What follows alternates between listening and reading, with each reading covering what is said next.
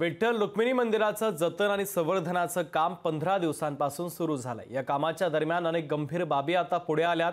मंदिराच्या अनेक दगडांना भेगा पडल्यात। या कामाबाबत मंदिर समितीचे सह अध्यक्ष गहिनीनाथ औसेकर यांच्यासोबत संवाद साधलाय।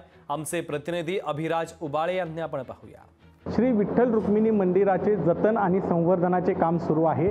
या कामाच्या माध्यमातून विठ्ठलाला 700 वर्षापूर्वीचं पुरातन रूप प्राप्त होणार आहे।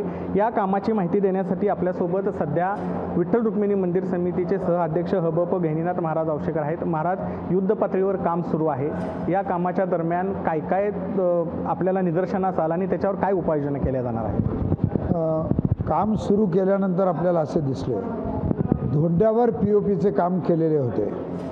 धोंडा चिरला गेलेला होता, कुठे धोंडा फुटलेला आहे, कुठे धोंडा तुटलेला आहे आणि धोंड्याला बरेच ठिकाणी खिळे आपल्याला दिसतात। आपल्यासमोर हा गरुड खांब आहे। या गरुड खांबाच्या इथं जर आपण बघताल तर मी तुम्हाला आत्ता इथं हात लावून दाखवतो। हे बघा, इथं हा खिळा आहे, इथं हा खिळा आहे। खिळे आतून निघाले नाहीत। हे बघा, इथं हा खिळा आहे, इथं हा खिळा आहे, इथं असे तुम्ही असंख्य खिळे आहेत। आणि विशेषतः या इथं आणि वर जर आपण बघताल तर अनेक प्रकारच्या भेगा तुम्हाला आज इथं दिसतात।